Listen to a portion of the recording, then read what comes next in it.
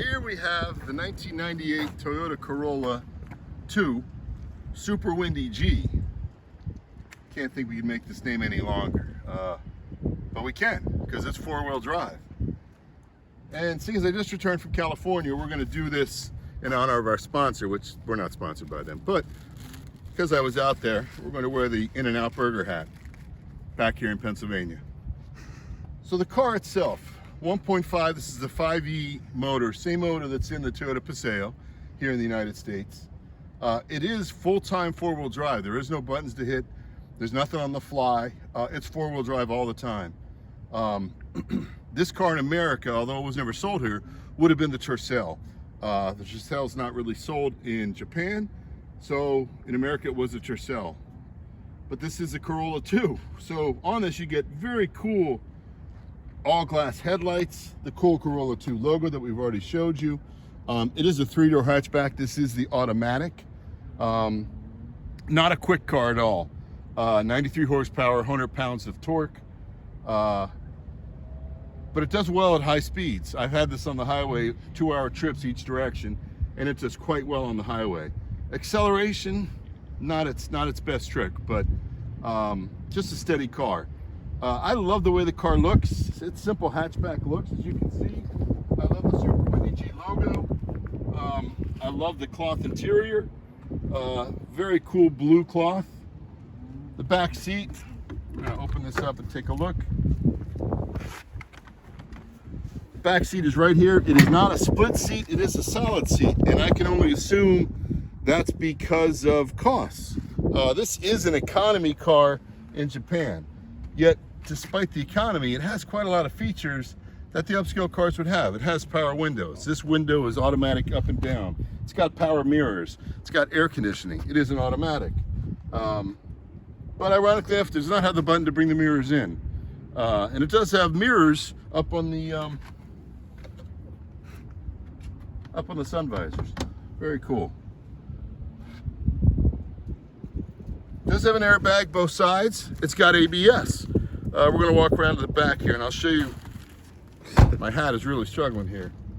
Would have been cool to put this logo someplace else. This is the only place where it tells you it's four-wheel drive. Here's our ABS logo, but it does have ABS. Here's our Corolla 2 logo as well. Gonna pop the trunk here. We'll take a look. Very basic trunk. Nothing real fancy. Is in really nice condition though. Does have these nice little clips to make this go up. So it'll stay up like that. We're gonna take them down to put that seat down. As I said, it is a solid seat. It is not a split seat. Once again, I assume for cost reasons. And you have to move the seats up to get the seat fully down. This is kind of a strange thing too. In the back here, you've got kind of a hump. This is your spare tire. So you can see the hump right there. Makes it a little inconvenient when you're putting packages in here. They right away want to hit this little cargo cover. So kind of inconvenient the way that thing works. Put these back up, because I like when this goes up, whenever I put the hatch up. All right, let's walk around and get on the inside now.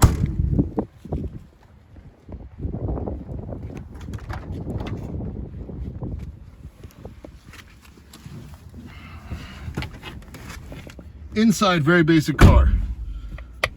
No armrest over here, no center console. Got a little hole. Both kinds of air conditioning, the economy and regular air conditioning. Very basic though. Dual clock up there. This is kind of a strange thing too. This right here is the light that comes on if the passenger does not have their seatbelt on. To me, what makes this odd is no one can see this except for the passenger. I can tell you, sitting in the driver's seat, the steering wheel and the windshield wiper controls get in the way. You cannot see it. This is also kind of odd too. I'm gonna just put the key in. I didn't turn it on at all, but it has this annoying buzz if you leave the key in when you open up the driver's door. You ready? Hear it? Now it comes off as soon as I pull the key out, but as soon as you put the key back in, even just a little, the key's about halfway in right now. That annoying buzz is just there. So you're never gonna leave your keys in the car. Probably a good thing. Smooth car, everything works well in this car. This is a Toyota, so the quality is fantastic. Everything is just put together properly. This is kind of cool. Like I said, it's got the automatic window, so I'm gonna hit it once. Goes all the way down. I'm gonna pull it back up. Goes all the way back up. I've had some cars that are from the early 2000s that didn't have that feature. This is 98. Mirror controls are right over here. It does have rear defogger, but it's got economy rear defogger. If you put this button on, the rear defogger stays on. It does not click off when it's done. You literally have to push the button again, or else that rear defogger will be on until the end of time. Nice convenient feature right here, but done poorly. Right here is our cup holder. Pushed in, nice and out of the way. You got a little area here to put change in things. Pull the cup holder out, put cups in there, but here's our problem. Look at that. You've got maybe 1.5 inches between here and where the radio is, and basically the bottom of the center console here. So you really can't put a cup in there. It's got to be a really, really small cup. And even if it is a small cup, you got to bend it in there. I did replace the radio. This is a US radio, just your common Bluetooth, nothing spectacular when it comes to the radio. Here is the automatic. You can see no button for 4-wheel drive, no nothing like that. Pretty much just a basic automatic, not a lot to it. I did tell you this thing does not accelerate extremely well.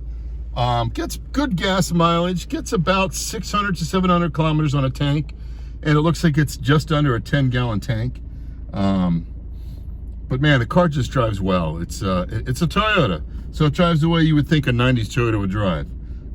Everything works, everything's comfortable, just a nice car to drive. But you're never gonna think it's a very fast car in driving it. So we're gonna take this thing out on the highway right here. We'll see how everything works. We'll give you a little driving on it.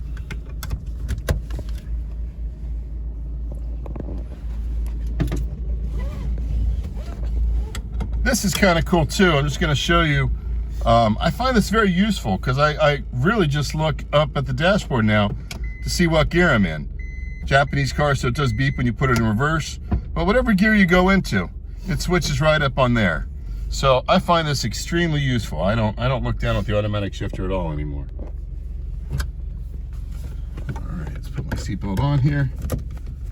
Let's make sure my In-N-Out Burger hat is steady, and we'll go. All right.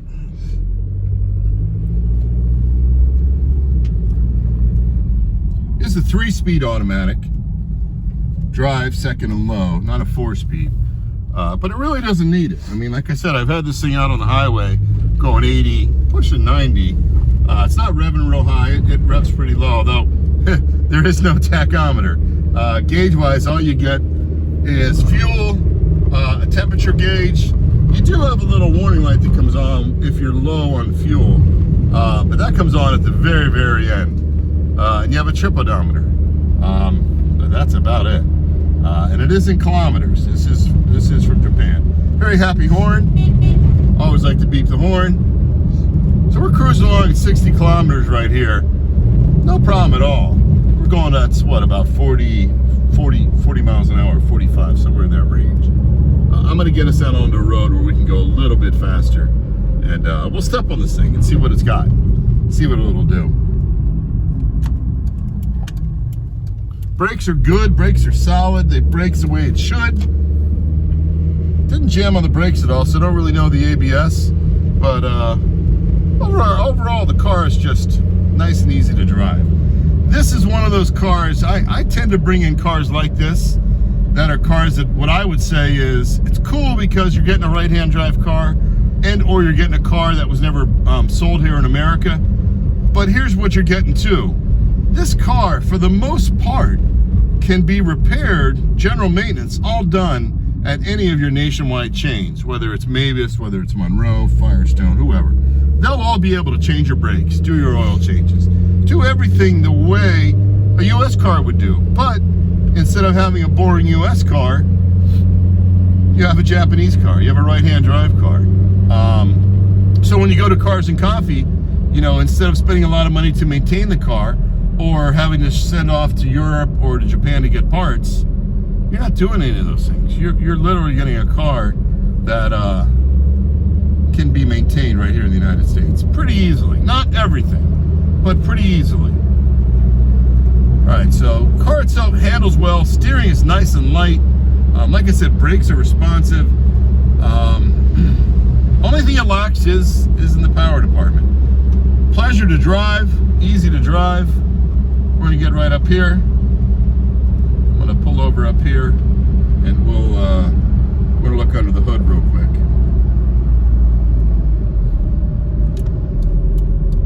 And then we'll take it out on the road and actually step on this thing. Let you feel all that Toyota Corolla 2 Super Windy G power, or lack of.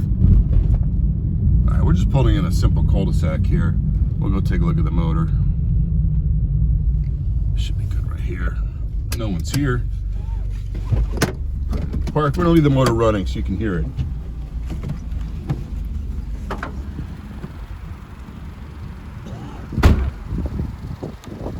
All right, like I said, 1.5 liters, non-interference engine, very basic. This comes up nice, but there it is. Does recommend changing the timing belt, 100,000 kilometers, but we're only at 60,000 kilometers, and this is a non-interference engine, like I said, so not the end of the world if you don't change the timing belt and this thing goes.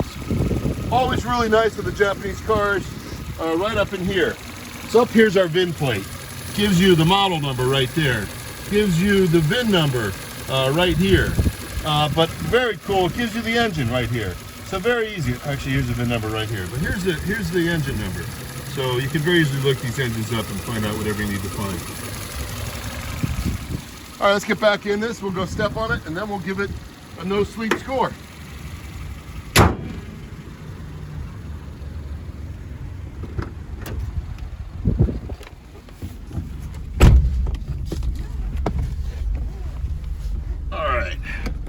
I've given up with the in and out hat, although maybe we'll try it again here once we get rolling. But I'm hitting it on the window. Kind of a big guy. Yeah, okay, that works. All right.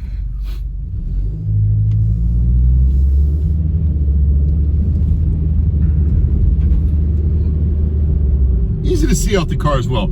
Also, for whatever reason, like almost all Japanese cars, it does have the rain deflectors here. And these are Toyota ones. It feels like every single car I get from Japan has these on here. And most of the time, I would say 90% of the time, it is the factory ones. So they're not buying cheap secondhand ones. They're buying the accessories right at the dealership, which is kind of interesting. I don't particularly love these. People here tend to love these. I find them kind of annoying because it makes my window get dirty right in here. But I'm kind of a weird guy. All right, we're gonna be able to step on this a little bit. All right, so we are flooring it right now. Woo, knocked my hat off. As you can see, it wants to go, but it takes a while to get there. We are almost at 100 kilometers. There we go, we just hit 100 kilometers. So that's about 60. I would guess, just in, you know, my experience, my feel, this thing is probably 0 to 60 in about 10 seconds, maybe 11. Might be a little bit quicker with the 5-speed, but we don't have a 5-speed, so we're gonna have to just deal with the automatic. Fun driving, not especially. Easy to drive, comfortable to drive. The seat is back all the way, by the way, and I am maybe 5'10" on a good day. I do fit in it, but I do feel a little tight. It does have the steering wheel that goes up and down. Once again, very inexpensive car. That does have some higher features on it.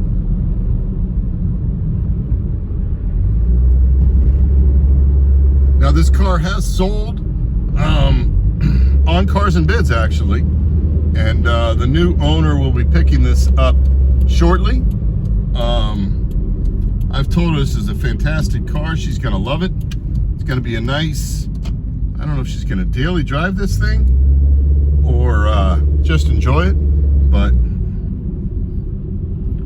the other thing too, if you're the type of person that doesn't want too much attention from a car, but still wants kind of a cool car, on the subtle side, this car is perfect for you. We kind of blend in. It doesn't look that odd. It looks like your, regular 3-door hatchback. It isn't terribly small, but it is a small car. You can haul quite a bit in this thing. And the seats are quite comfortable. Back seat isn't terrible, but isn't great when an adult's back there. All depends who else is in the car.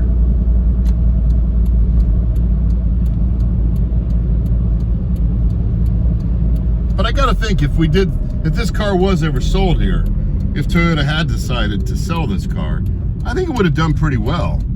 I think people would have bought it. Pretty good looking, very, very economical, very useful. You can haul quite a bit. It's just a perfect starter car for people. But in the line with Toyota itself, just workmanship, quality is just so good. Such a steady car.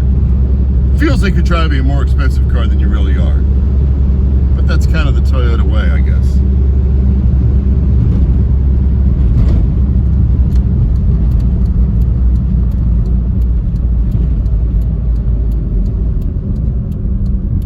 Vision is great. Windows are in the right place. It would be great if this thing had pop-out windows in the back. But they are fixed, unfortunately. I'm guessing for economy reasons too. But they are fixed. Love the color, love the interior, love the 90s feel. 90s Japanese cars, in my opinion, are fantastic. Almost all of them. Toyotas, Hondas, Nissans, really, really quality cars. This car is right in line with those. Excuse me. I am getting over a cold. And here we go. Here is the Toyota Corolla 2 Super Windy G. Now let's give it the no sleep score. We are high tech here at No Sleep. So, for daily driver aspect, features, I gave it a 5. Comfort, I gave it a 5. Very comfortable car. Quality, this thing is really a solid car. This thing's going to go another 200,000 kilometers. Practicality, you can haul things. It's very easy to drive.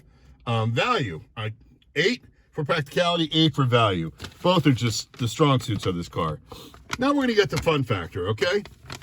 Styling. I gave it a 6 because I actually like the way this car looks. I think it's a pretty cool car for your basic 3-door hatchback. Acceleration. Yeah, I gave this thing a 1. It is a slow accelerator. Handling, I gave it a 3. It handles as it should. It's front-wheel drive. It does have enough power to make it pull when you step on it. But the handling is, what it should be. Fun factor, it's not a terribly fun car to drive. I've got to admit it. But it is a practical car to drive, and that's really its strong suit. And then cool factor. I find this car super cool. I gave it an 8. I love the name. I love the Super Windy G. I love that it's all-wheel drive. To me, this is a very cool car. It's always cool when you're in a very inexpensive car like this, and people in much more expensive cars will come up and start to talk to you and ask questions about your car.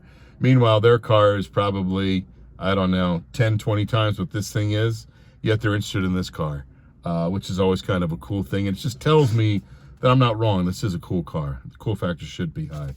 This gives us a total of 56 on the No Sleep scoring. Thank you so much for watching the video. Please subscribe. Don't know why I'm saying that, but every other person with these channels says please subscribe. So, can't hurt. If we could somehow get to double digits in subscriptions, that would be monumental. Right now, we're below double digits. I'm not even going to think about triple digits, but please subscribe to the channel. Please come back. please put comments in there. I actually buy these cars and import them, keep them for a bit, and then sell them. So if there's something you want me to get, I mean, what I typically get is things that I like, but I try to get very different cars. I've got a very different car coming up next. I don't want to spoil anything, but that'll be up on the channel soon. But any questions too with importing or doing customs or finding the cars, I'd be happy to help. If you have questions specifically about the cars, please ask the questions too. My contact information is all right there, pretty easy to get a hold of. I want to thank In-N-Out Burger for letting me wear their hat. They didn't give us any money, but maybe they'll give us some doubles next time. Animal style, maybe. I don't know. We'll see. But thank you for watching, and enjoy your holidays. And yeah, peace.